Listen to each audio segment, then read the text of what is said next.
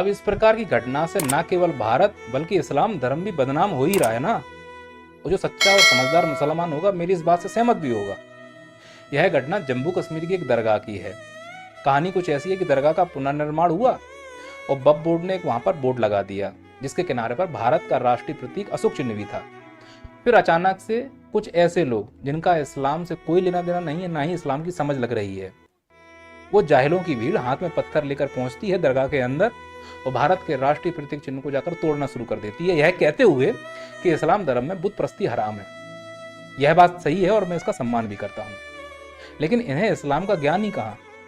और अगर इन्हें इस्लाम का ज्ञान है, वो पूरा इस्लाम समाज ये मान रहा है कि भारत का राष्ट्रीय प्रतीक चिन्ह बुत यानी कि मूर्ति है और दरगाह के अंदर बुत प्रस्ती हराम मानी जा रही है, यह कहते हुए कि राष्ट्रीय प्रतीक चिन्ह एक मूर्ति है, तो इन जाहिलों से जो कि इस्लाम धर्म की कोई समझ नहीं रख रहे हैं, इस भीड़ से मैं बात कर रहा हूँ, इस भीड़ से मैं इतना कहना चाहता हूँ कि कसम है तुम्हें इस्लाम की, इस दरगाह के बाहर भी भारत के राष्ट्रीय प्रतीक चिन्ह को तुम हराम ही मानना। जहां जहां भारत का राष्ट्रीय प्रतीक चिन्ह है उस सब चीज को हराम मान लेना, तुम्हारे जीने के लाले पड़ जाएंगे। भारत में अशांति फैलाने के लिए जो तुमको बाहर से फंडिंग हो रही है ना, भारत के रुपए के रूप में, तो उसके किनारे पर जो भारत का राष्ट्रीय प्रतीक चिन्ह है, सोचो अगर तुम्हारे लिए हराम हो जाए तो तुम ये सब काम करोगे क्या।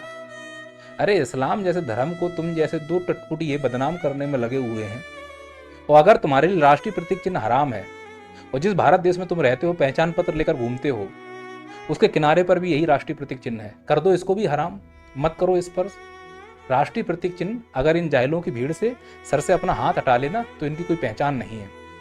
और जो सच्चा समझदार मुसलमान होगा मेरी इस बात से सहमत होगा कि ऐसे लोग केवल इस देश में अशांति फैलाने के लिए आते हैं। कोई धर्म इतना छोटा थोड़ा ना हो सकता है, या कोई धर्म राष्ट्र से बड़ा हो सकता है। राष्ट्र तो सबसे बड़ा है, अगर राष्ट्र है तो धर्म रहेगा ना।